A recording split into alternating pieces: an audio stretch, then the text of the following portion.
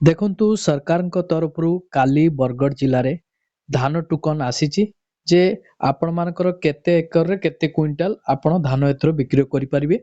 ପୂର୍ବ ବର୍ଷରେ ଆପଣମାନଙ୍କର କେତେ କୁଇଣ୍ଟାଲ ଥିଲା ଯେ ଏ ବର୍ଷ ଆପଣମାନଙ୍କର କେତେ ଏକରରେ କେତେ କୁଇଣ୍ଟାଲ ରହିବ, ଯାହାର ଡିଟେଲ୍ସ ଏହି ଭିଡ଼ିଓ ମାଧ୍ୟମରେ ଆପଣମାନଙ୍କୁ ମୁଁ ଷ୍ଟେପ୍ ବାଇ ଷ୍ଟେପ୍ ଜଣାଇବି। ସେଥିପାଇଁ ଆପଣମାନେ ଭିଡ଼ିଓଟିକୁ ଆରମ୍ଭରୁ ଶେଷ ପର୍ଯ୍ୟନ୍ତ ଦେଖନ୍ତୁ, ଯାହାଫଳରେ ଆପଣ ଜାଣିପାରିବେ, ବୁଝିପାରିବେ। ଚ୍ୟାନେଲରେ ଯଦି ନୂଆ କରି ଆପଣ ଭିଡ଼ିଓଟି ଦେଖୁଥାନ୍ତି ତାହେଲେ ଭିଡ଼ିଓକୁ ଲାଇକ୍ କରି ଚ୍ୟାନେଲକୁ ସବସ୍କ୍ରାଇବ୍ କରି ପାଖରେ ଥିବା ଘଣ୍ଟି ଚିହ୍ନକୁ ଦବାଇ ଦିଅନ୍ତୁ। ସର୍ବପ୍ରଥମେ ଦେଖିବା ଖବରରେ କ'ଣ ପ୍ରକାଶିତ ହୋଇଛି। ଆଜିଠୁ ବରଗଡ଼ରେ ଧାନ କିଣା, ଧାନ ବିକ୍ରୟ ଟୋକନ ଧର୍ମକୁ ଆଖିଠାର। ତ ସରକାରଙ୍କ ତରଫରୁ ଧାନ ଟୋକନ କୃଷକ ଭାଇମାନଙ୍କୁ ପ୍ରଦାନ କରାଯାଇଛି, କିନ୍ତୁ ଧର୍ମକୁ ଆଖିଠାର ମାରିଲା ଭଳି। ତ କ'ଣ ସମ୍ପୂର୍ଣ୍ଣ ଖବର ରହିଛି ଆସନ୍ତୁ ନଜର ପକେଇବା।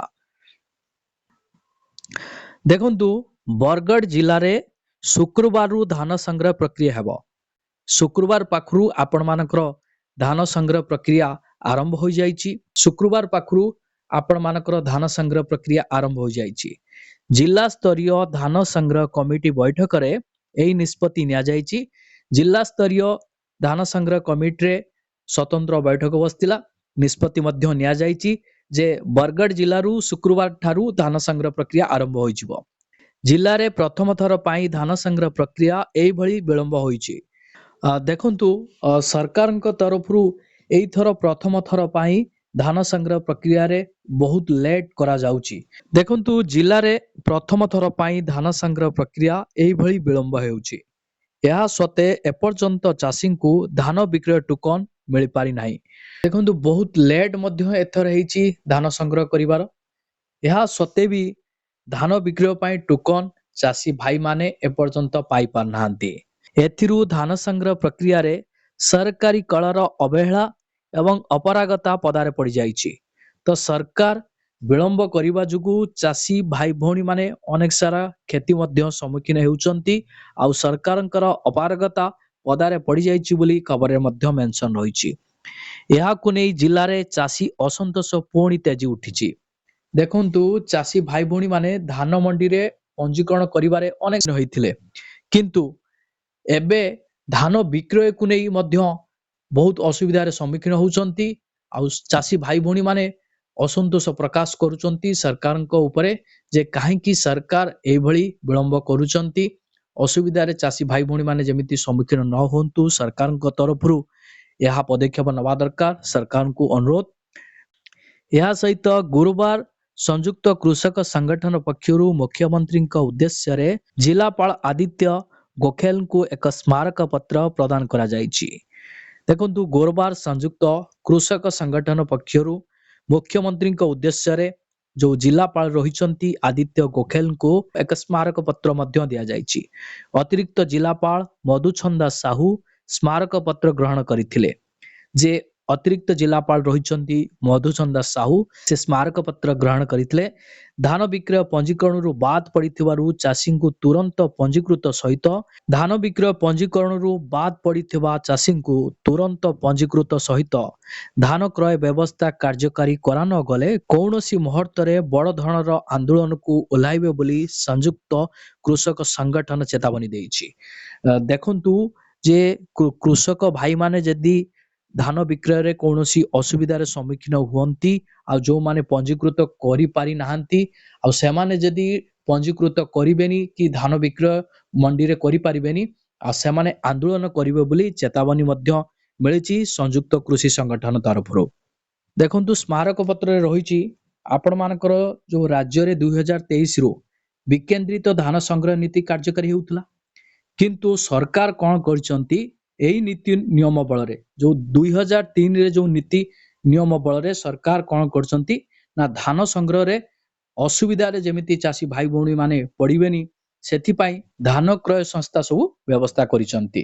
ଏହା ସହିତ ଆହୁରି ମଧ୍ୟ ମେନସନ ରହିଛି, ମାତ୍ର ତାହା ଧର୍ମକୁ ଆଖିଠାର ଭଳି ହୋଇପଡ଼ିଛି। କାହିଁକି ଧର୍ମକୁ ଆଖିଠାର ଭଳି ହୋଇପଡ଼ିଛି ନା ଚାଷୀ ଭାଇ ଭଉଣୀ ମାନେ ଏପର୍ଯ୍ୟନ୍ତ ବି ଅସୁବିଧାର ସମ୍ମୁଖୀନ ହେଉଛନ୍ତି। ଅପରପକ୍ଷରେ ତ୍ରୁଟିପୂର୍ଣ୍ଣ ନୀତି ଯୋଗୁଁ ପ୍ରକୃତ ଚାଷୀ ଧାନ ବିକ୍ରୟ ପଞ୍ଜୀକରଣରୁ ବାଦ ପଡ଼ିଛନ୍ତି। ଦେଖନ୍ତୁ ଯୋଉମାନେ ପ୍ରକୃତ ଚାଷୀ ସେମାନେ ପଞ୍ଜୀକରଣ କରିପାରୁନାହାନ୍ତି, ସେମାନେ ବାଦ୍ ପଡ଼ିଯାଇଛନ୍ତି। କାହିଁକି ବାଦ୍ ପଡ଼ିଛନ୍ତି? ନା ସରକାରଙ୍କର ଏହି ତ୍ରୁଟିପୂର୍ଣ୍ଣ ନୀତି ଯୋଗୁଁ ବହୁତ ଯୋଗ୍ୟ ଚାଷୀ ସେମାନେ ବାଦ୍ ପଡ଼ିଛନ୍ତି ଧାନ ବିକ୍ରୟ କରିବା ପାଇଁ, ଧାନ ମଣ୍ଡିରେ ପଞ୍ଜୀକୃତ କରିବା ପାଇଁ। ସେହିପରି ସରକାରଙ୍କ ଧାନ ସଂଗ୍ରହ ନୀତି ଅନୁଯାୟୀ ନଭେମ୍ବର ମାସ 1ରୁ ମାର୍ଚ୍ଚ ମାସ 31 ପର୍ଯ୍ୟନ୍ତ ଖରିଫ ଧାନ ସଂଗ୍ରହ ପ୍ରକ୍ରିୟା ଚାଲିବା କଥା ହେଲେ ତାକୁ କାର୍ଯ୍ୟକାରୀ କରା ନ ଯାଇ ଜାଣି ଶୁଣି ବିଳମ୍ବ କରାଯାଉଛି ବୋଲି ସଂଯୁକ୍ତ କୃଷକ ସଂଗଠନ ଅଭିଯୋଗ କରିଛି। ଦେଖନ୍ତୁ, ସରକାରଙ୍କ ତରଫରୁ ଯେଉଁ ଡେଟ୍ ଘୋଷଣା କରାଯାଉଛି ତାହା କାର୍ଯ୍ୟକାରୀ କରାଯାଉନି। ସରକାରଙ୍କ ତରଫରୁ ଯାହା ଅଭିଯୋଗ ଆଣିଛି ସଂଯୁକ୍ତ କୃଷକ ସଂଗଠନ, ସରକାରଙ୍କ ତରଫରୁ ଡିକ୍ଲାର ହୋଇଥିଲା ନଭେମ୍ବର 1ରୁ ମାର୍ଚ୍ଚ 31 ପର୍ଯ୍ୟନ୍ତ ଖରିଫ ଧାନ ସଂଗ୍ରହ କରାଯିବ, କିନ୍ତୁ ସରକାରଙ୍କ ତରଫରୁ ବିଳମ୍ବ ହେଇ ଚାଲିଛି। ବାରମ୍ବାର ଡେଟ୍ ମଧ୍ୟ ସରକାର ଘୁଞ୍ଚେଇ ଚାଲିଛନ୍ତି। ତା ସହିତ ଆହୁରି ମଧ୍ୟ ମେନସନ ରହିଛି, କେବଳ ସେତିକି ନୁହଁ, ରାସାୟନିକ ସାର, ଉନ୍ନତ ମାନର ବିହନ ଏବଂ ଆଧୁନିକ ଜ୍ଞାନ କୌଶଳ ଯୋଗୁଁ ଜିଲ୍ଲାରେ ଧାନ ଉତ୍ପାଦନ ଦିନକୁ ଦିନ ବଢ଼ି ଚାଲିଛି। ମାତ୍ର ଧାନ ସଂଗ୍ରହ ପ୍ରକ୍ରିୟାରେ ଜଳସେଚିତ ଅଞ୍ଚଳରେ ଏକର ପ୍ରତି 19 କୁଇଣ୍ଟାଲ ଏବଂ ଅଣଜଳସେଚିତ ଅଞ୍ଚଳରେ ଏକର ପ୍ରତି 13 କୁଇଣ୍ଟାଲ ଧାନ କିଣାରେ ସୀମିତ ରହିଛି। ଦେଖନ୍ତୁ, ଚାଷୀ ଭାଇମାନେ ସରକାରଙ୍କୁ ଏଠି ଜଣେଇଛନ୍ତି ଯେ ରାସାୟନିକ ସାର, ଉନ୍ନତ ମାନର ବିହନ, ଆଧୁନିକ ଜ୍ଞାନ କୌଶଳ ଯୋଗୁଁ ପ୍ରତ୍ୟେକ ରାଜ୍ୟରେ ଧାନ ଉତ୍ପାଦନଟା ବଢ଼ି ଚାଲିଛି। ଦେଖନ୍ତୁ, ଯେଉଁ ଚାଷ ଜମିରେ ଜଳସେଚିତ ବ୍ୟବସ୍ଥା ରହିଛି ସେଇ ଜମି ଗୁଡ଼ିକରେ ଏକର ପ୍ରତି ଆପଣମାନଙ୍କର 19 କୁଇଣ୍ଟାଲ ରହିଛି। ତାପରେ ଯେଉଁ ଅଞ୍ଚଳ ମାନଙ୍କରେ ଜଳସେଚନ ପାଇଁ ସୁବିଧା ନାହିଁ ସେ ଅଞ୍ଚଳରେ ଆପଣମାନଙ୍କର 13 କୁଇଣ୍ଟାଲ ରହିଛି ଏକର ପ୍ରତି। ଚାଷୀମାନେ ସରକାରଙ୍କୁ ଏହା କହୁଛନ୍ତି ଯେ ଏକର ପ୍ରତି କୁଇଣ୍ଟାଲ ବଢ଼ାଯାଉ। ଆଜିକା ଡେଟ୍ରେ ସେମାନେ ଉନ୍ନତ ମାନର ବିହନ ବ୍ୟବହାର କରୁଛନ୍ତି, ଆଧୁନିକ ଜ୍ଞାନ କୌଶଳ ବ୍ୟବହାର କରୁଛନ୍ତି, ରାସାୟନିକ ସାର ବ୍ୟବହାର କରୁଛନ୍ତି, ଯାହାଫଳରେ ତାଙ୍କର ଧାନର ଉତ୍ପାଦନଟା ଦିନକୁ ଦିନ ବଢ଼ିବାରେ ଲାଗିଛି। ଏହାକୁ ଦୃଷ୍ଟିରେ ରଖି ସରକାର ଏକର ପ୍ରତି କୁଇଣ୍ଟାଲ ବଢ଼ାଇବା ନିହାତି ଦରକାର।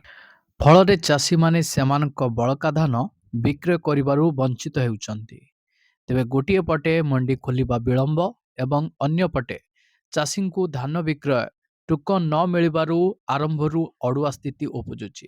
ଚାଷୀମାନେ ବାଧ୍ୟ ହୋଇ ଅତାବିରା, ଗୋଡ଼ାଭଗା, କଳାପାଣି ଭଳି କେତେକ ମଣ୍ଡିରେ ହଜାର ହଜାର ବସ୍ତା ଧାନ ବିକ୍ରୟ ପାଇଁ ପୁରାଇ ସାରିଲେଣି।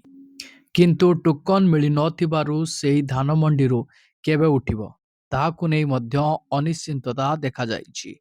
ସେହିପରି ବାରମ୍ବାର ଦାବି ସତ୍ତ୍ୱେ ପଞ୍ଜୀକରଣରୁ ବାଦ୍ ପଡ଼ିଥିବା ଚାଷୀମାନେ ଏପର୍ଯ୍ୟନ୍ତ ଧାନ ବିକ୍ରୟ ପାଇଁ ପଞ୍ଜୀକୃତ ହୋଇପାରିନାହାନ୍ତି। ଅପରପକ୍ଷେ ବର୍ଷା ଭୟ ଚାଷୀଙ୍କ ଚିନ୍ତାକୁ ବଢ଼ାଇ ଦେଇଛି। କ୍ଷେତ ଖଳାର ଖୋଲା ଆକାଶ ତଳେ ଅମଳ ଧାନ ପଡ଼ି ରହିଛି। ଫଳରେ ବର୍ଷା ହେଲେ ସେହି ଧାନ ନଷ୍ଟ ହେବାର ଆଶଙ୍କା ଦେଖାଯାଇଛି। ସେହି ପରିସ୍ଥିତିରେ ଆରମ୍ଭରୁ ଧାନ ସଂଗ୍ରହ ପ୍ରକ୍ରିୟାକୁ ତ୍ୱରାନ୍ୱିତ କରାନଗଲେ ଚାଷୀଙ୍କ ବ୍ୟାପକ କ୍ଷତି ହେବାର ସମ୍ଭାବନା ରହିଛି। ଫଳରେ ଧାନ କିଣା ପାଇଁ ତ୍ୱରିତ ପଦକ୍ଷେପ ନେବାକୁ ଦାବି ହୋଇଛି।